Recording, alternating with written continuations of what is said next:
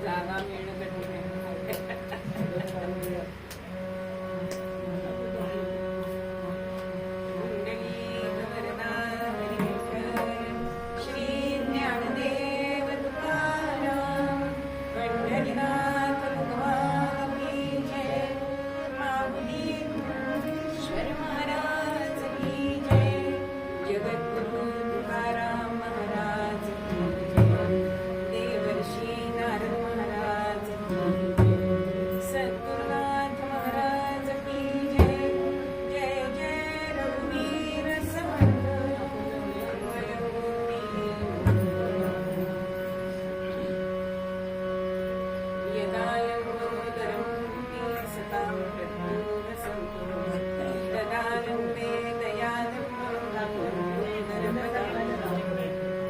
शारदा शारदा वदना वदना सर्वदा सर्वदा स्वामी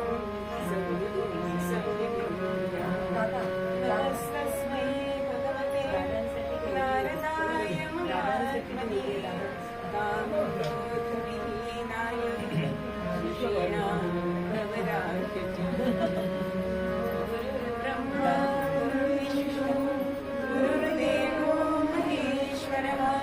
गुरु साक्षात् परब्रह्म तस्मै श्री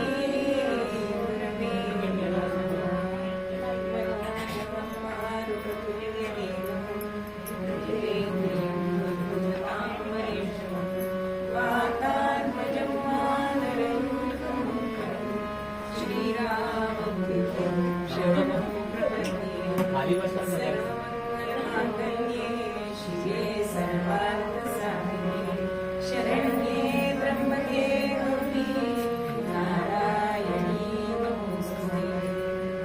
भगवान गोपाल कृष्ण महाराज की जय। सीताकांत स्मरण जय जय राम। महारुद्र हनुमान की जय। श्री अनंत कोटि ब्रह्मांड नायक राजाधिराज प्रभु रामचंद्र महाराज की जय। महारुद्र हनुमान की जय। श्री अनंत कोटि ब्रह्मांड नायक राजाधिराज सच्चिदानंद सद्गुरु श्री ब्रह्म चैतन्य महाराज की जय।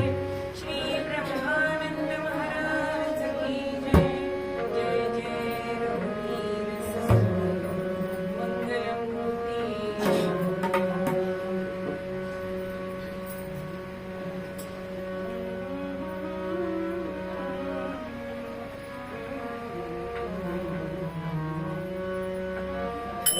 जय जय राम राम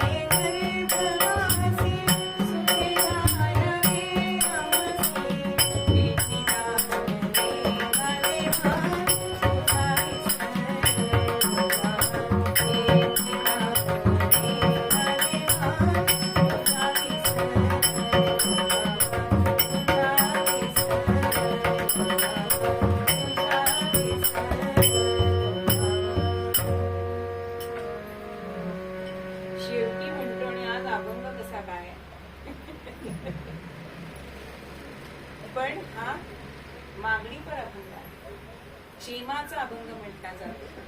आणि आजचं कीर्तन प्रसाद मागायचं आहे म्हणून हा अभंग. आणि आजचं कीर्तन हे ललिताचं कीर्तन म्हटलं जातं. म्हणजे एखादा मोठा उत्सव झाला की काला केला जातो किंवा स्वयंवर लावलं जातं किंवा ललिताचं कीर्तन केलं जातं. म्हणून आता आपला काला झालेला आहे, काल स्वयंवर झालंय, म्हणजे आता हा तिसरा प्रकार राहिला आहे. म्हणून आज ललिताचं कीर्तन. तुकाराम महाराज या अभंगामध्ये भगवंताशी मागणी करतात. पण तरी सुद्धा आपल्याला असं वाटेल की संत आणि मागतात, असा मनामध्ये प्रश्न येतो की जिथे अग्नी आहे तिथे जर गारवा कसा असेल तसं संत कधी मागतात का? पण पांडुरंगाला असं झालेलं असतं, म्हणजे असं सांगतात की संत हे सावकार आहेत, म्हणजे धनको आहेत, आणि भगवंत हा ऋणको आहे.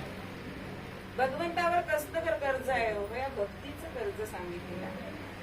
आणि म्हणून या संतांपुढे भगवंत कसा उभा राहतो? तर खाली मान घालून, नजर खाली घालून असा उभा राहतो. आणि 1 वर्ष वारीला तुकोबा गेले आणि चक्क भगवंत त्यांच्याकडे बघतोय. म्हणून तुकोबा त्यांना म्हणताय की आज माझ्याकडे नजरेला नजर देऊन तू बघतोयस कसा? तेव्हा ते म्हणतायत की आज तुम्ही काहीतरी मागावं आणि मी तुम्हाला द्यावं. मागण्याची वास पाहि मुखा पडे, चिंतिल्या रोकडे मनोरथ. त्याप्रमाणे भगवंत तुकोबांना मागायला सांगतायत. मग तुकोबा काय म्हणतायत? आता अगदी तू म्हणतोयस म्हणून बर का की मी मागतो तुझ्याकडे, पण काय देशील? की हेची म्हणजे चकार आलाय बर का, आम्हाला दुसरं तिसरं काही नको. हेची दान देगा देवा तुझा विसर न भावा. तू आम्हाला काय देशील? तर तुझा विसर आम्हाला पडू नये एवढी गोष्ट तू आम्हाला दे. कारण हेची दान इथे म्हटलंय बर का. दान देणारा कसा असतो हो? 3 प्रकार सांगितलेले आहेत. खरं म्हणजे दानी जो लोक म्हणजे असतात त्यांच्याकडे 3 गोष्टी असायला पाहिजे. एक तर स्वातंत्र्य असायला पाहिजे, एक तर श्रीमंती ऐश्वर्य असायला पाहिजे, आणि मनामध्ये दानता असायला पाहिजे, दातृत्व वृत्ती असायला पाहिजे. आपल्याला हे जगामध्ये दिसतात बरं का. ज्यावेळी आम्ही अयोध्येचं रामलल्लाचं मंदिर होणार म्हणून वर्गण्या गोळा करायला जेव्हा गेलो होतो त्यावेळेचे अनुभव आहे की अहो गडगंज श्रीमंत आहे पण तरी सुद्धा दानी वृत्ती नसेल तर तिथे आम्हाला देणग्या मिळालेल्या नाही. म्हणून अशी गोष्ट सांगितली जाते की एका सद्गृहस्थांकडे देणगीदार जातात. काय आहे? अहो आता आपला सप्ताह आलाय किंवा उत्सव आलाय, तुमच्याकडनं देणगी हवी आहे. किती लिहू? किती तुम्हाला मनाला असेल तेवढी लिहा. किती लिहू? 1000, 1500, 5000? हो हो म्हणतायत अहो. आणि मग पावती लिहून झाली. पण हे ग्रस्त काय म्हणतायत?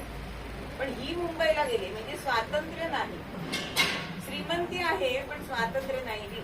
दानता आहे ना, पण स्वातंत्र्य नाही द्यायची. त्यानंतर स्वातंत्र्य आहे, दानता पण आहे, पण ऐश्वर्य नाहीये. म्हणजे अशा ठिकाणी आम्ही गेलो होतो त्यावेळेला त्या माणसाने आम्हाला 200 रुपये देणगी दिली. तर म्हटलं दादा 500 रुपये तरी द्या, म्हणजे मागणाऱ्याचं काम असतं ना. तर तो म्हणाला मनुष्य आम्हाला की ताई माझ्या रोजचा पगार मी तुम्हाला सगळा दिला. म्हणजे ऐश्वर्य नाहीये, दानता आहे, स्वभाव पण चांगला आहे, देण्याची वृत्ती आहे, स्वातंत्र्य आहे, पण ऐश्वर्य नाही. म्हणून भगवंताकडे हे सगळे 3 गुण दिसतात की नाही? ऐश्वर्य आहे, दानता आहे आणि स्वातंत्र्य पण आहे. म्हणून हेची दान देगा देवा तुझा विसर न मला. गुण गायी न आवडी हेची माझी सर्व जोडी. गुणगायन, भगवंताचे गुणगायन करायचे असतात. म्हणून कीर्तनामध्ये गुणसंकीर्तन, नाम संकीर्तन, लीला संकीर्तन देवाचे गुण गायचे. गाणं भगवंताला आवडतं, म्हणून भगवंतापुढे गानसेवा अनेक जण करत असतात. अहो, आपल्या मनुष्याला सुद्धा गानसेवा आवडते, गाणं आवडतं. म्हणून आनंदात असताना मनुष्य अगदी औरंगजेब असला संगीतातला तरी सुद्धा गुणगुणतो की नाही? किंवा छोट बाळ हे अंगाई गीत ऐकून का बरं झोपतं? किती त्याला तुम्ही थोपटलं तरी अंगाईचे सूर ऐकले म्हणून गुण गाईल हा.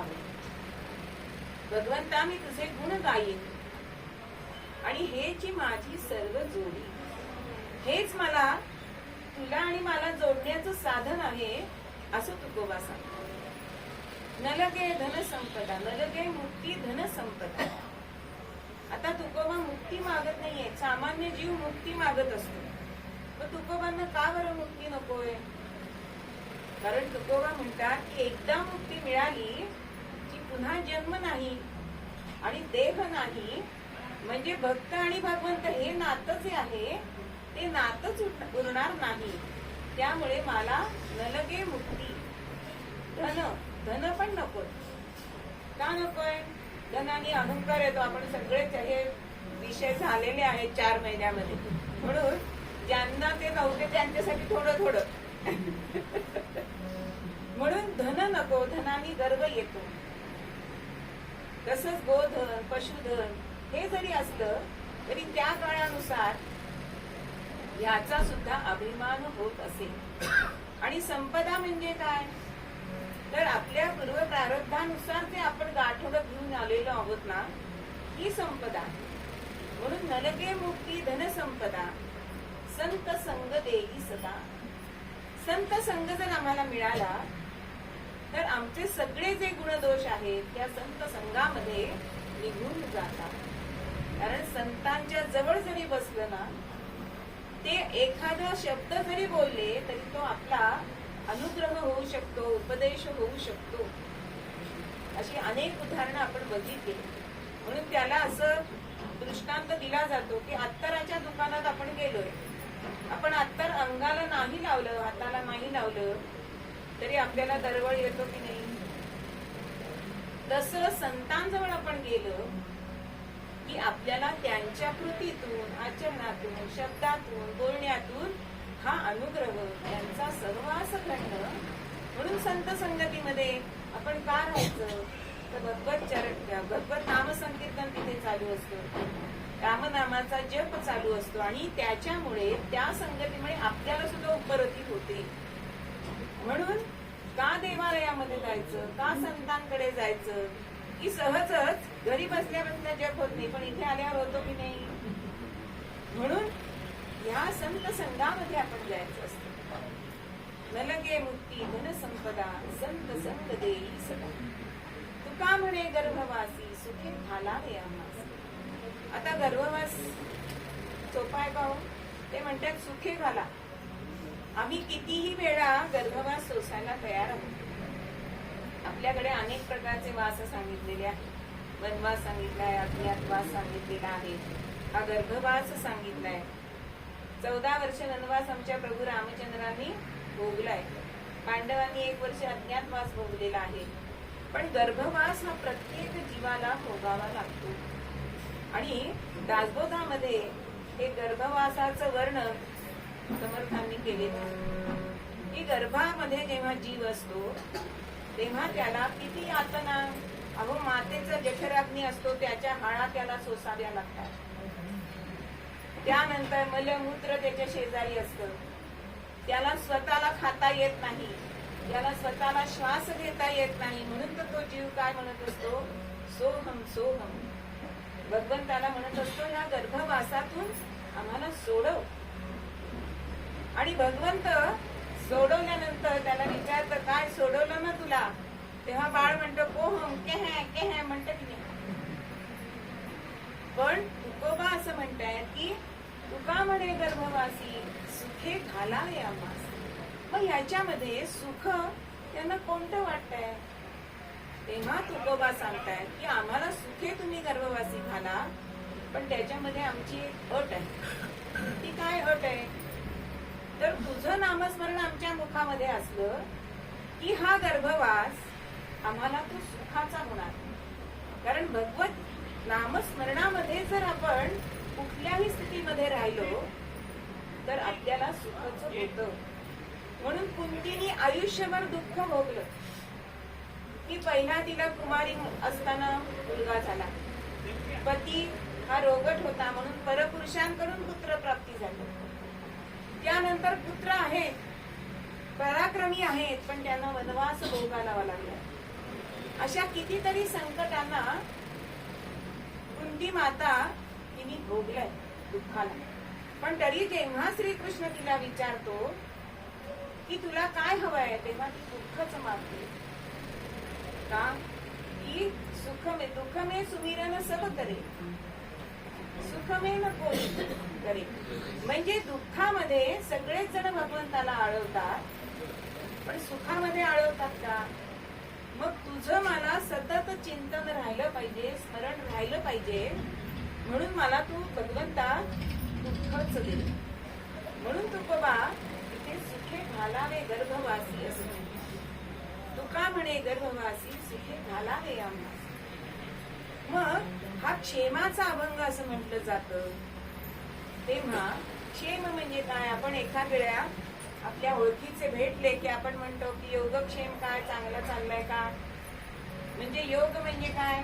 जे अप्राप्य आहे ते मिळणं, आणि क्षेम म्हणजे जे अप्राप्य आहे ते मिळालेलं टिकणं, त्याला योगक्षेम असं म्हटलं जातं. आणि जे भगवंताला शरण जातात, अनन्या चिंतयन्तो मां, म्हणजे न अन्य, तुझ्याशिवाय दुसरं कोणी नाही, ही जर भावना भक्ताच्या मनामध्ये असेल, साधकाच्या मनामध्ये असेल, तर त्याचा योगक्षेम हा भगवंत नक्कीच करत असतो. आपण अनेक उदाहरणं त्याच्यावरती बघितलेली आहेत. म्हणून तुकोबा भगवंत मागा सांगतायत, म्हणून हे सांगतायत की तुझा विसर न व्हावा. म्हणून मूळ पद्यामध्ये आज आपल्याला दुर्वरंग थोडा घ्यायचा आहे, कारण पुढचं चरित्र थोडंसं मोठं आहे आणि आपल्याला संवाद झालेले तर म्हणून मूळ पद्यामध्ये आपल्याला तुकोबा हेच सांगताय.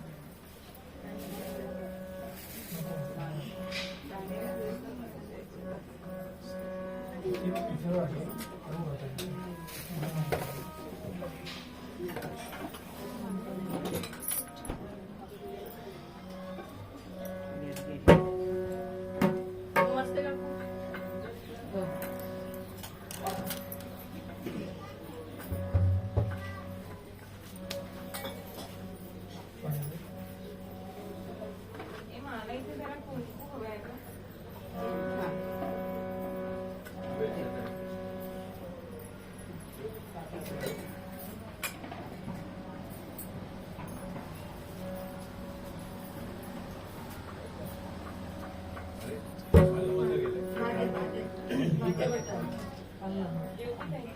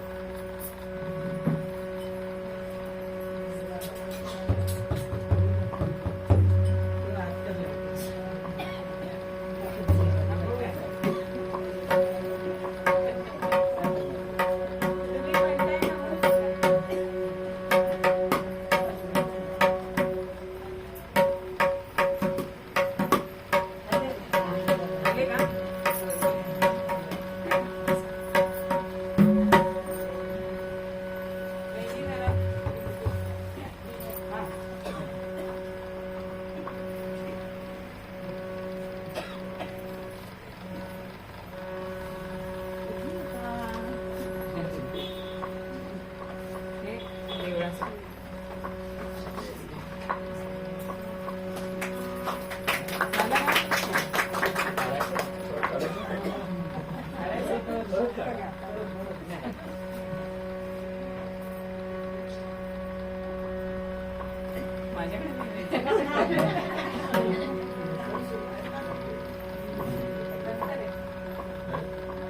काय गोंदावले नाथा सद्गुरु समर्थ आशीर्वाद द्यावा आम्हा आशीर्वाद द्यावा आशीर्वाद द्यावा आम्हा आशीर्वाद द्यावा दर्शनास जमलो येते आम्ही भक्तिभावे दर्शनास जमलो येते आम्ही भक्तिभावे डोळे कुळे फक्त आम्हा सांभाळून द्यावे डोळे कुळे फक्त आम्हा सांभाळून द्यावे आपुल्याच चरणापाशी मिळावा विसावा आशीर्वाद द्यावा आम्हा आशीर्वाद द्यावा आशीर्वाद द्यावा आम्हा आशीर्वाद द्यावा दत्त तुम्ही नाथ तुम्ही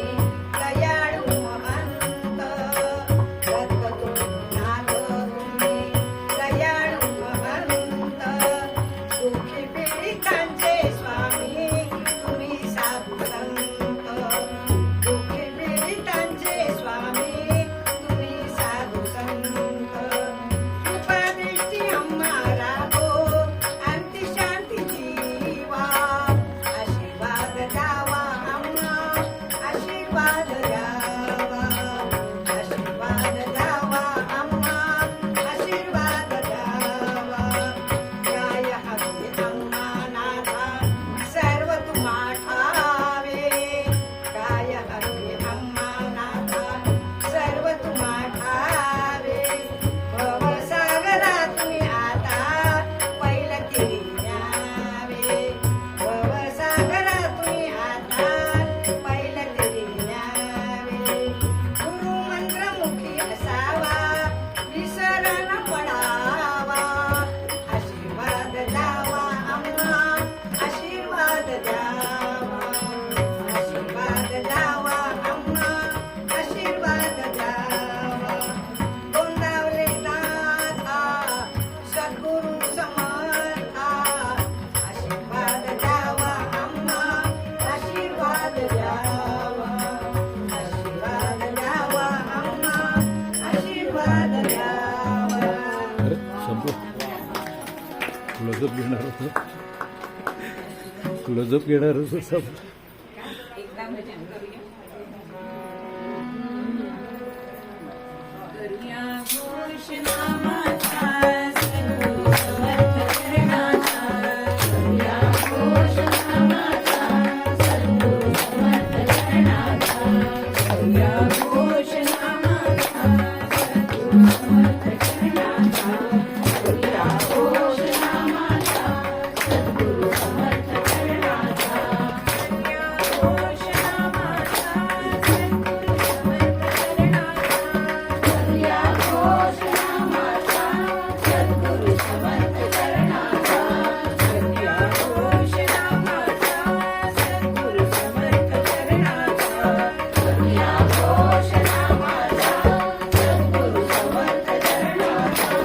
करूया घोष नामाचा सद्गुरु समर्थ चरणाचा. करूया घोष नामाचा सद्गुरु समर्थ चरणाचा. करूया घोष नामाचा सद्गुरु समर्थ चरणाचा. करूया घोष नामाचा सद्गुरु समर्थ चरणाचा. करूया घोष नामाचा सद्गुरु समर्थ चरणाचा. करूया घोष नामाचा सद्गुरु समर्थ चरणाचा. नामांत स्मरण जय जय राम. महारुद्र हनुमान की जय. श्री अनंत कोटी ब्रह्मांड नायक राजाधिराज सच्चिदानंद सद्गुरु श्री ब्रह्म चैतन्य महाराज की जय. श्री ब्रह्मानंद महाराज की जय. जय जय रघुवीर समर्थ विठ्ठलमूर्ती मोरया.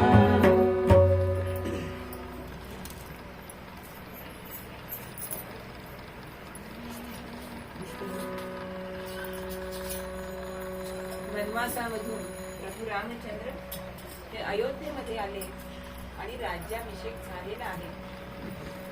आणि समर्थ त्याचं वर्णन करतात. रत्नजडित सिंहासन, रत्नजडित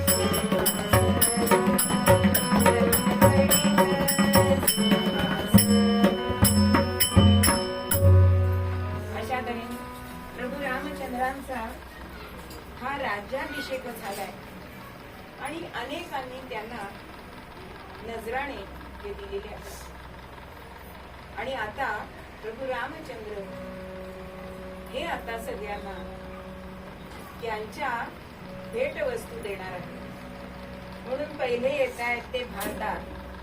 श्री राम जी की सभा घनदाट, यहाँ पधार रहे हैं चारण आणि भाट. ब्रह्मा विष्णु महेश्वर, चंद्र सूर्य गुरुव्यास, वाल्मीकादि कवीश्वर, पधार रहे हैं महाराज. सद्गुरु प्रसाद द्यावा झडकरी. असे सगळे जण एक एक यांनी एकदा आरोळी दिली आणि मग एक एक जण पुढे यायला लागले. पहिले आले ते आंधळे आले. मग आंधळ कोणाला म्हणायचं? तर ज्यांनी भगवंताचं रूप आयुष्यावर बघितलंच नाही किंवा अंतःचक्षुनी भगवंताला बघता ज्यांना येत नाही त्यांना अंध असं म्हटलेलं आहे. म्हणून संत सहवासामध्ये आपण गेल्याशिवाय हे आपले अंतःचक्षु हे उघडले जात नाही. त्यानंतर आले ते वासुदेवालय. दान पावलं दान पावलं दान पावलं बाबा, दान पावलं दान पावलं दान पावलं बाबा. आला वासुदेव आला, वासुदेव आला, वासुदेव आला.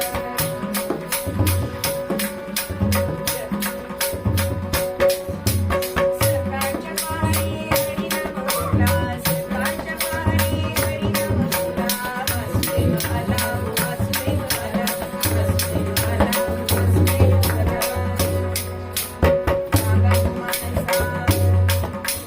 जागा मानसा संधी होते, तुझ्या देवीलाच राख कर होते. आलतीला वैरी हक नाक घाला, हक नाक घाला, हक नाक घाला. आलतीला वैरी हक नाक घाला, हक नाक घाला, हक नाक घाला. वासुदेव आला, वासुदेव आला, वासुदेव आला, वासुदेव आला, वासुदेव आला. वासुदेव प्रभू रामचंद्रांच्या पुढे गेले. पण जाता जाता आपल्याला काय सुचवतात? जागा हो माणसा संधी ही अमूल्य, तुझ्या जीविताचं लाख करमू. आपल्याला जो हा नरदेह आपल्याला प्राप्त झालाय त्याचं काहीतरी तू सार्थक कर म्हणून तो जागा करतोय. पण का नुसतं झोपेतनं जागा करत नाहीये सकाळच्या वेळी. कारण घालतील वैरी हक नाक घाला. म्हणजे तो काळ कधी तुमच्यावर घाला घालेल, पुढच्या क्षणाची सुद्धा आपल्याला शाश्वती नसते हे आपल्याला तो जाता जाता सांगून जातो. त्यानंतर येत आहेत ते पांगळा येतो. मग पांगळा म्हणजे काय? की ज्यांनी कधी वारी केली नाहीये किंवा अहमपणाचे ज्यांना पाय आहेत ते पांगळे आहेत. त्यानंतर येत आहेत ते ज्योतिषी म्हणजे होरा सांगणारे. निहू आलो रायाचा जोशी, निहू आलो रायाचा जोशी. होरा सांगतो, होरा सांगतो, होरा सांगतो लोकांसी. होरा सांगतो लोकांसी, होरा सांगतो लोकांसी, होरा सांगतो लोकांसी.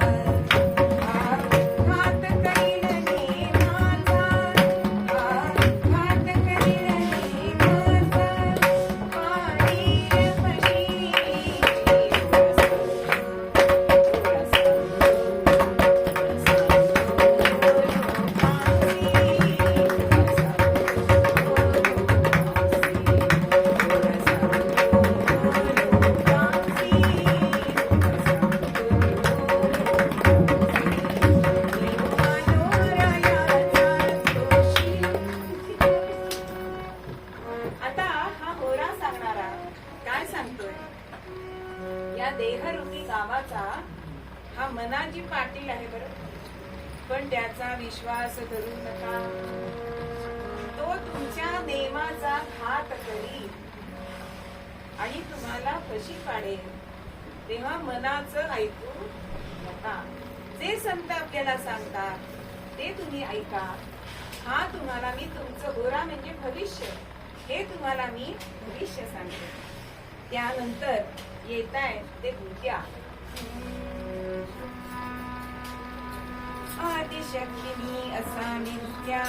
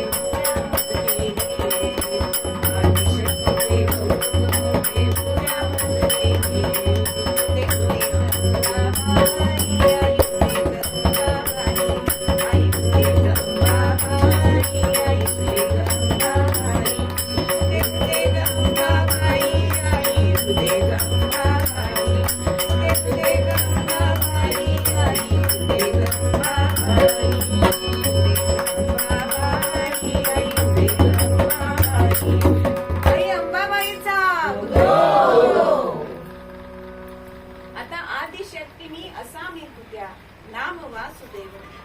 पण सद्गुरु चरणी देवीला दृढ भाव.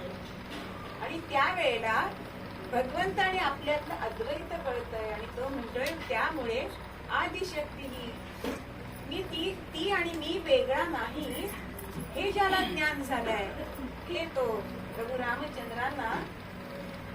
रामचंद्रांकडे भेट घेण्यासाठी म्हणून जातो तेव्हा सगळ्यांना सांगत जातो. त्यानंतर येतोय तो बहिरा.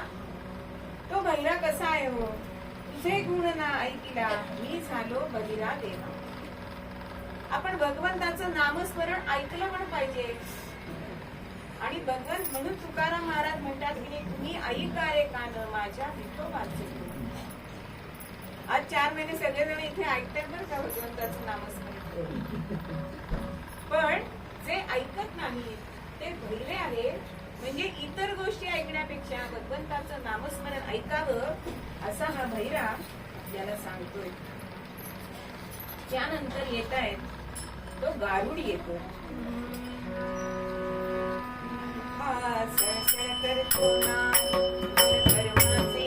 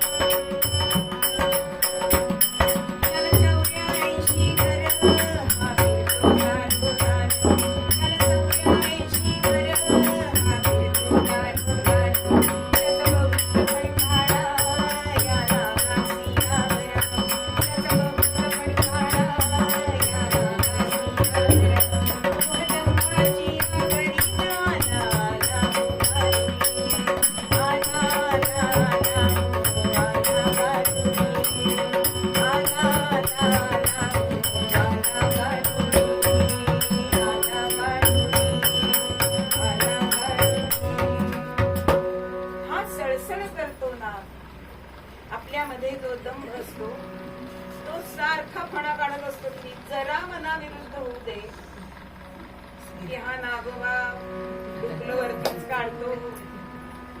आणि हा 84 घर म्हणजे 84 लक्ष योगी हा फिरतो. पण ह्याला उतारा काय सांगितलाय. ह्याला मोहदंभाची आवडी. पण ह्याला उतारा आहे नाम एक उतारा होई. म्हणून हा तो दंभ घालवायचा असेल.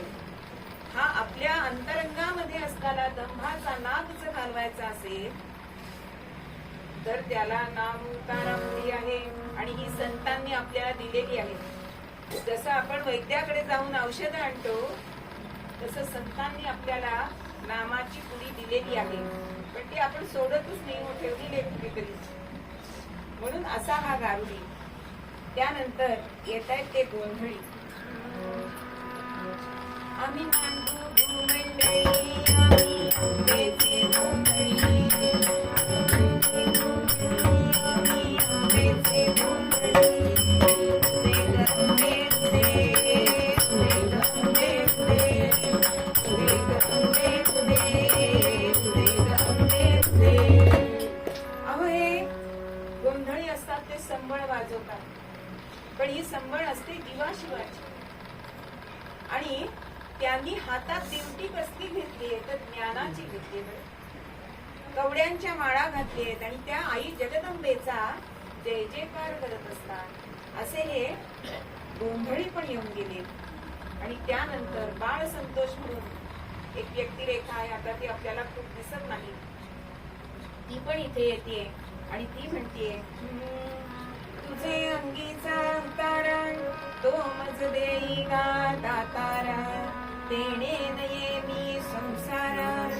बाळ संतोष बाबा, बाळ संतोष, बाळ संतोष बाबा, बाळ संतोष, बाळ संतोष बाबा, बाळ संतोष, बाळ संतोष बाबा, बाळ संतोष. अहो हा आपल्याला काय सांगतोय? आपण संसाराला जे येतो तो आपण परमार्थ आपल्या हातून घडतच नाही. वास्तविक पाहता नरजन्माला येऊन परमार्थ करायचा आहे. कारण संसारामध्ये आपण पाचांचं ऐकतो, बरं का? ऐकतो की नाही? पाच जे शब्द स्पर्श रूप रस गंध हे जे सांगितलेले विषय आहेत त्यांचं आपण सतत ऐकतो. पण 5 जणांचं ऐकल्यापेक्षा एकाचं ऐकणं चांगलं आहे की नाही? पण परमेश्वराचं ऐकणं म्हणजेच परमार्थ आहे. पण आपण एकाचं ऐकत नाही आणि म्हणून पुन्हा पुन्हा आपल्याला जन्म घ्यावा लागतो. आणि त्यावेळेला मग हे सगळं देताना प्रसाद मागतायत असे अनेक भक्त हे येऊन गेलेले आहेत. परत मुलगाचं हवंय थोडस कुठं माणसं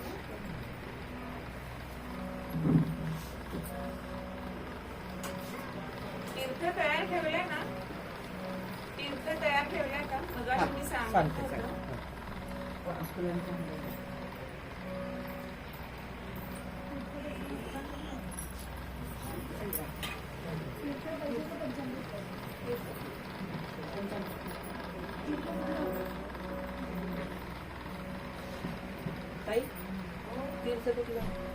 मी मगाशी मेधाताईंना सांगितलं होतं वळतं कापून. ते मी आता तीर्थ म्हणेन ना तेव्हा सगळ्यांना द्यायचं. तीर्थ आहे ना?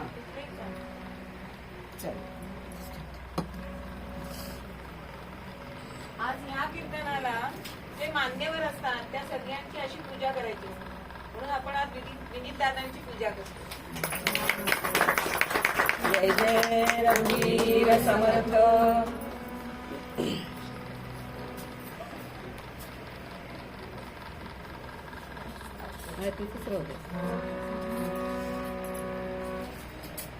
ऐसे अपार भक्ताने प्रसाद देवनी तृप्त केले. मेघ श्यामाची पावले रघुवीर वंदितसे. सद्गुरु द्यावा प्रसाद झडकली. आता प्रभू रामचंद्रांच्या पायाचं तीर्थ हे सगळे जण घेणार आहेत.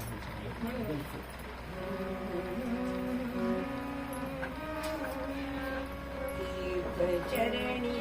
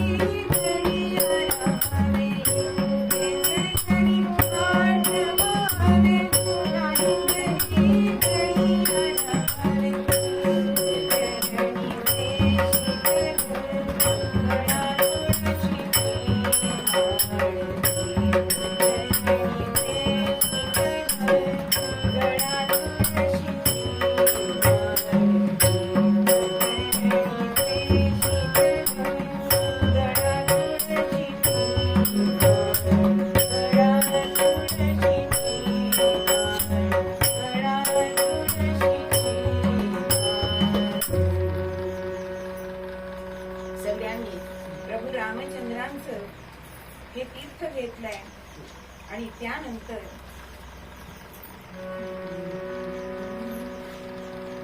प्रभू रामचंद्रांनी कोणाला बोलवलंय? नळ, नीळ, जांबवंत, विभीषण या सगळ्या आपल्या सख्यांना, मित्र, आप्त ह्या सगळ्यांना बोलवलंय आणि भेटी त्यांना देत आहे.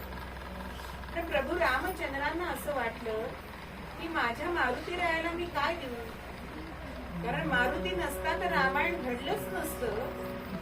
म्हणून काही काही व्यक्ती अशा असतात की त्यांना नाही दिलं तेच बरोबर असतं. म्हणून प्रभू रामचंद्रांनी मारुती रायांना काही दिलं नाही. पण सीतामाईला मात्र हे आवडलं नाही. सीतामाई प्रभू रामचंद्रांना म्हणताय की नाथ, हनुमान जर नसता तर तुम्ही मला कसं सोडवलं असतं? माझी शुद्धी त्यांनी केली, माझा शोध त्यांनी लावलाय.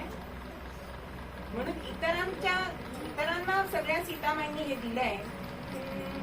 सीतेने वस्त्रालंकार, सीतेने वस्त्रालंकार, देहुनी गौरविले वानर, परी आपुले गंठीचा हार, हनुमंतासी निधना.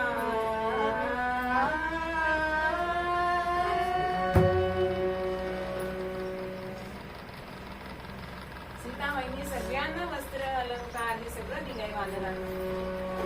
आणि मग सीतामाई प्रभू रामचंद्रांना म्हणते की आपण हनुमंताला काहीच दिलं नाही.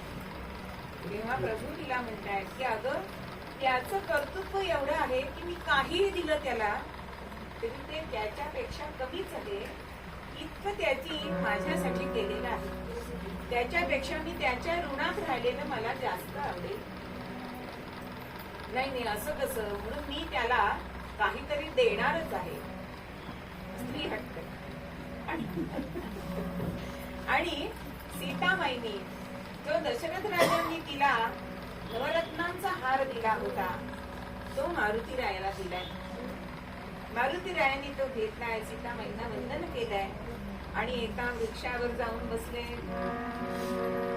आता वृक्षावर जाऊन बसल्यानंतर काय करताय? तो एक रत्न काढावं, दाताने तोडावं, आत बघावं राम आहेत का. त्या रत्नात दिसलं नाही की ते रत्न खाली टाकून द्या. अगो होता होता अर्धा नवरत्नांचा हार मातीत.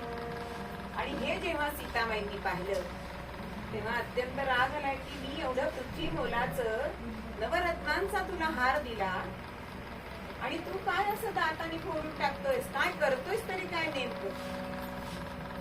तेव्हा हनुमंतराय म्हणताय की मी ह्याच्यात राम आहे का बघतोय आणि ज्याच्यात मला राम दिसत नाही ते रत्न मी, मला तर दगडा समान आहे, ते रत्न नाहीये माझ्यासाठी. म्हणून सीतामाई म्हणते की तुझ्यात तरी राम आहे का. असं म्हटल्यानंतर मात्र हनुमंत म्हणताय राम रामी श्रीराम हे माझा, राम रामी श्रीराम हे माझा, कैसा ठेला राम रघुराजा, कैसा ठेला राम रघुराजा, लक्ष्मी को हाथी दारू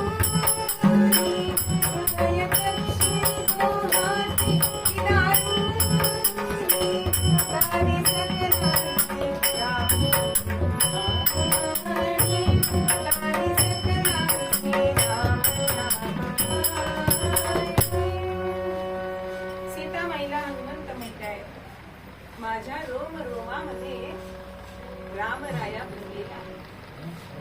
एवढं बोलून थांबले नाहीये. आणि त्यांनी काय केलंय, आपली छाती दोन्ही हातांनी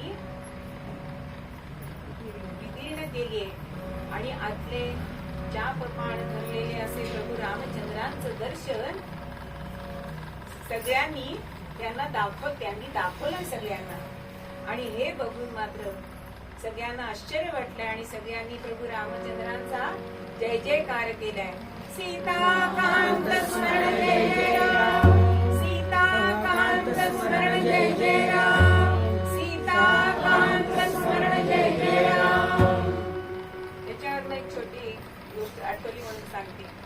गेल्या वर्षी मी ठाण्याला कीर्तनाला गेले होते आणि असं कोणी भोजनाला वगैरे बोलवतं तर त्यांची 3 वर्षाची नात होती. आजी गोष्टी सांगायच्या पण ती घातली ती इंग्लिश मीडियम मध्ये. तर त्या सांगत होत्या मारुती कसा करतो, ओपन क्लोज. एवढं मला आता ते आठवलं म्हणजे संस्कार जरी करायचे झाले तरी त्यांना ज्या भाषेत कळतंय ते सांगितलं तरी संस्कार नक्की होतात. आणि ती मुलगी इतकी छान करत होती ना की आता मला ते सांगताना सुद्धा ते आठवलं म्हणून मला सांगितल्याशिवाय राहवलं नाही. अशा तऱ्हेने प्रभू रामचंद्रांचं दर्शन हे सगळ्यांना घडलंय आणि मारुतीची काय महती आहे हे त्यांना सगळ्यांना कळलंय. प्रभू रामचंद्र सुद्धा अत्यंत प्रसन्न झाले आणि मारुतीरायांना विचारताय की तुला मी काय देऊ. तेव्हा ते म्हणतायत प्रभो मज एकच वर द्यावा, प्रभो मज एकच वर द्यावा, या चरणाच्या ठायी माझा, या चरणाच्या ठायी माझा निश्चय भाव रहावा, एकच वर द्यावा, प्रभो मज एकच वर द्यावा. प्रभूंना सांगताय की मला दुसरं तिसरं काही नको. जिथे जिथे रामकथा असेल ती माझ्या सतत श्रवणी पडावी. हे किती मी असेपर्यंत जोपर्यंत चंद्र सूर्य या भूमीवरती उगवतायत मावळतायत तिथपर्यंत मला ही रामकथा ऐकायला येते आणि माझा जो भाव तुमच्या ठाई आहे तो असाच दृढ राहू दे. अशा प्रकाराने मारुतीरायांनी रामचंद्रांकडे मागणं मागितलंय. आता सगळा समारंभ हा उरकलाय आणि त्यानंतर आता मी जी ओळ म्हणेन तेव्हा तुम्ही माझी ओळ झाली की तथास्तु म्हणायचं सगळ्यांनी उच्च रवानी, मनातल्या मनात नाही. आकल्प आयुष्य भावे तया कुळा, माझिया सकळा हरिचिया दासा, कल्पनेची बाधा न हो कोणे काळी, ही संत मंडळी सुखी असो. अहंकाराचा वारा न लागो राजसा, माझिया विश्वासा भाविकांसी. नामा म्हणे तया असावे कल्याण, ज्यामुखी निधान पांडुरंग. विठ्ठल विठ्ठल विठ्ठल विठ्ठल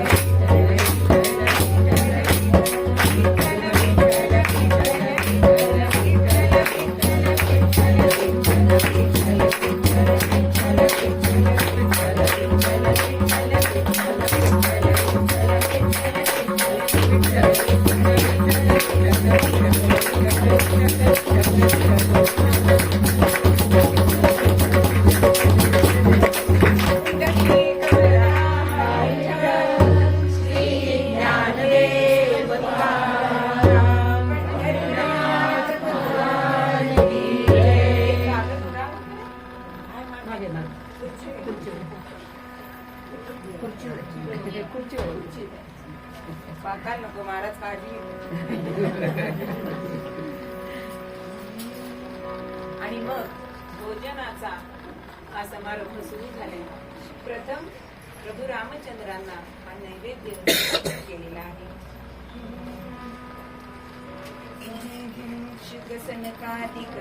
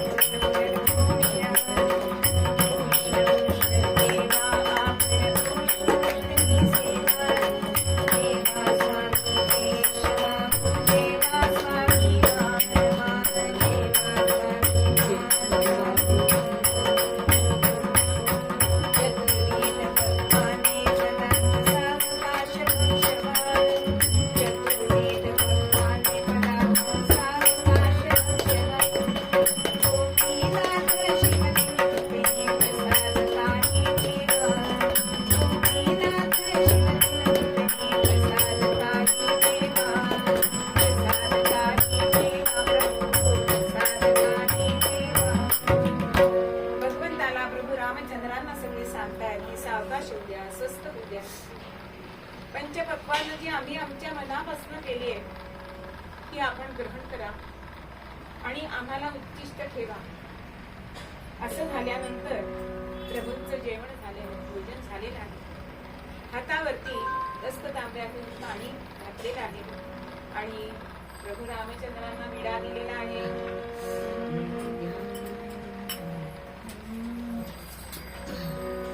विडा घ्या हो राम राया,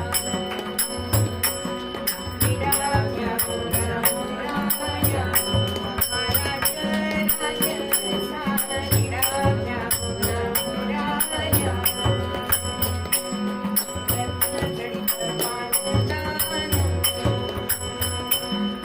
रत्नजडित पानदान, आधी जानकी घेऊन विडा देती करुणिया,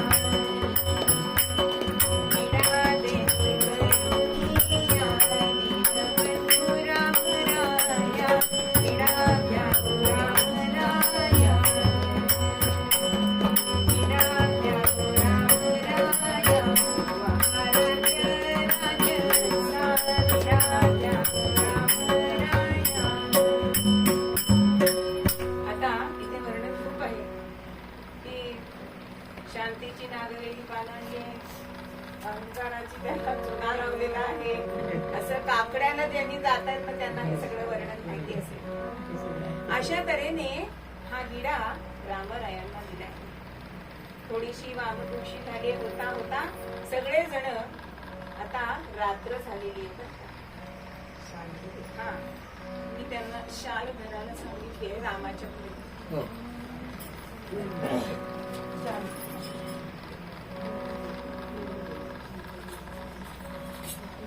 दोनच मिनिटं.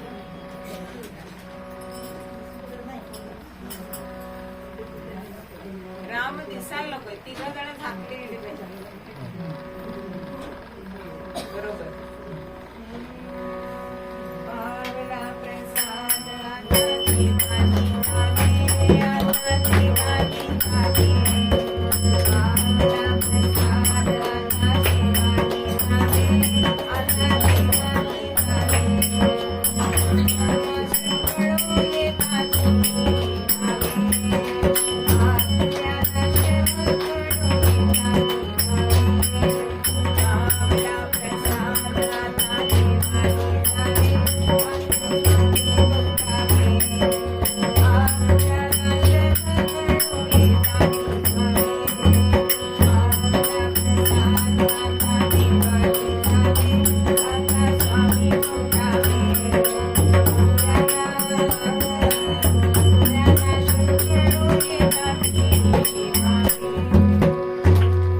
आता प्रभूंच निद्रा झालेली आहे, पण प्रभू झोपले. आता काय मी भोपाळी सुरू केली की काय?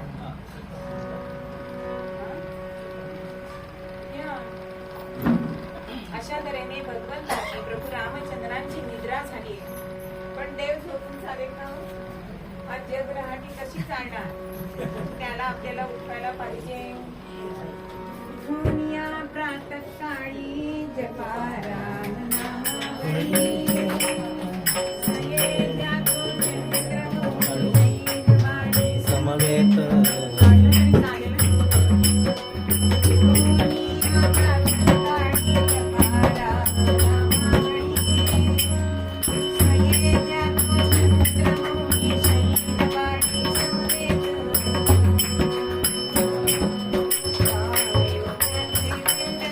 राम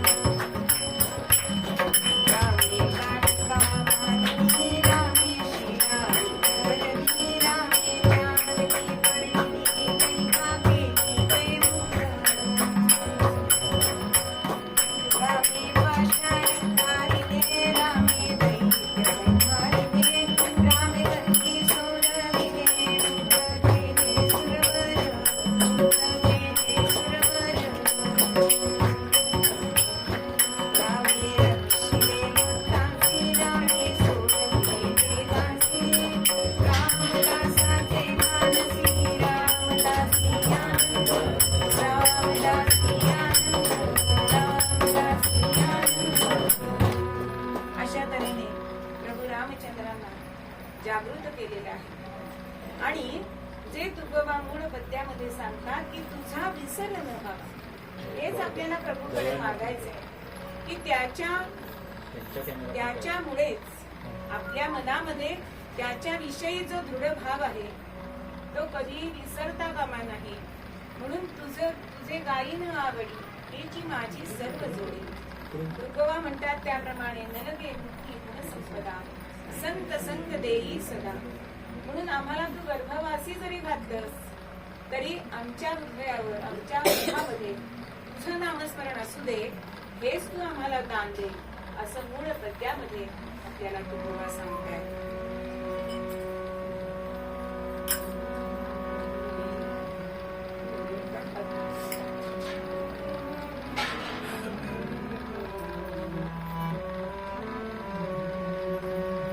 हेची दान देता देवा तुझा विसर न व्हावा.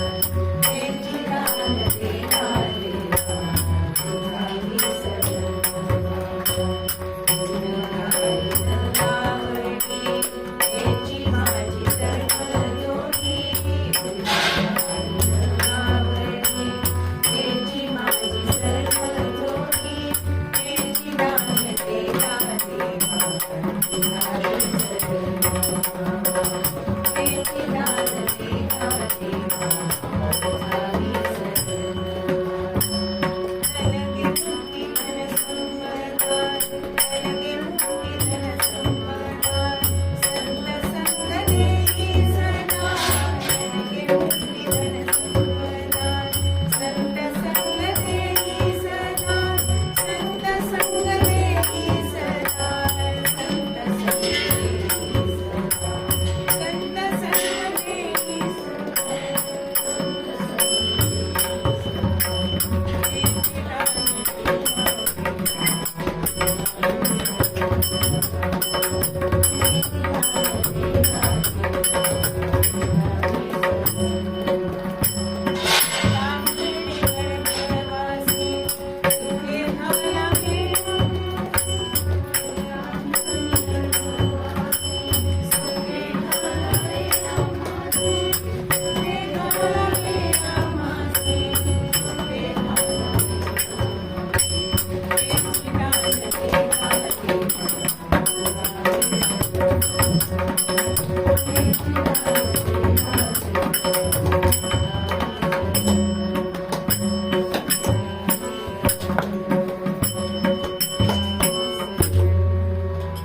झालेली सेवा सद्गुरूंच्या चरणी अर्पण करते.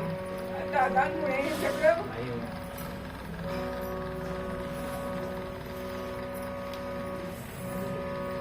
इतका आनंद मला मिळालाय ना. ही केवळ महाराजांची कृपा आहे. 120 दिवस सलग होणं ही चेष्टा नाही. आपल्याला 2 दिवस नाही करता येत एखादी गोष्ट. 120 दिवस म्हणजे त्याच्यात कितीतरी गोष्टी असू शकतात. आजारपण असतील, सोय असतं, सुखद असतं, कितीतरी गोष्टी असतात ज्या आपल्या हातात नसतात. पण एकही दिवस खंड न पडता होणं हीच रामाची आणि महाराजांची तुमच्यावर असलेली कृपा आहे. खूप मोठं काम तुम्ही केलेलं आहे, खूप मोठं काम. हे अजिबात सोपं नाही. आणि हे रामाचं आणि ह्या स्थानाचं भाग्य आहे की तुम्ही इथे येऊन ती कीर्तन सेवा केली. आता आम्ही जवळ असल्यामुळे आम्हाला खूप ऐकायला मिळालं आणि खूप छान वाटलं. आणि आम्ही त्यांना म्हटलेलं की मी इथे बसून तुमचं आज शेवटचं काम आणि हे माझं भाग्य ऐकणार आहे आहे. की दादांनी आज माझ्या समोर बसून कीर्तन ऐकणं त्याच्यासारखं भाग्य नाही. खूप छान तुम्ही सेवा केली, खूप छान. एक मागणं मागूया. जय जय रघुवीर समर्थ अनंत कोटी ब्रह्मांड नारायण सच्चिदानंद सद्गुरु श्री ब्रह्मचैतन्य महाराज की जय. श्री ब्रह्मानंद महाराज की जय. जय जय रघुवीर समर्थ.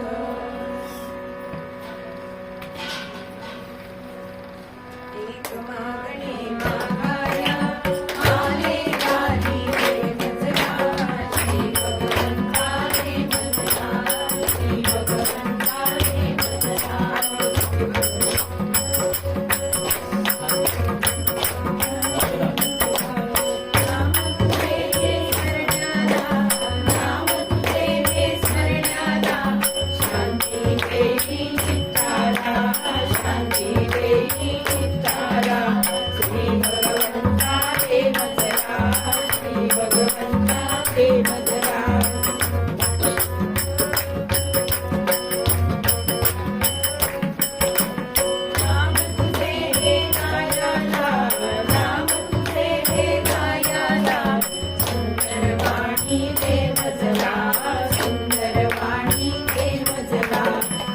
भगवंता दे मजला श्री भगवंता दे मजला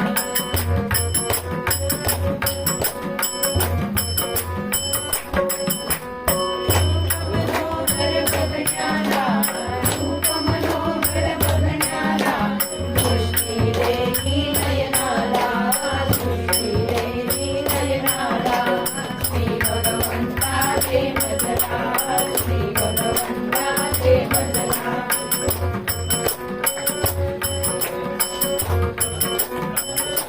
नाम तुझे हे ऐकाया नाम तुझे हे ऐकाया नाम रे तो श्रवणाला नाम रे तो श्रवणाला श्री भगवंता दे मजला श्री भगवंता दे मजला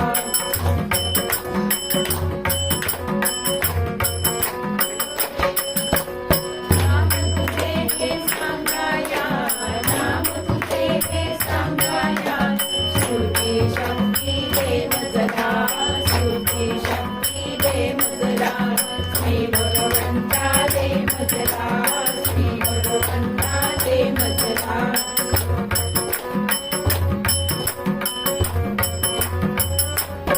नहीं दुबळा कोणी दिसता नाही दुबळा कोणी दिसता उदार करतो करण्याला सद्बुद्धी दे मजला श्री भगवंता दे मजला श्री भगवंता दे मजला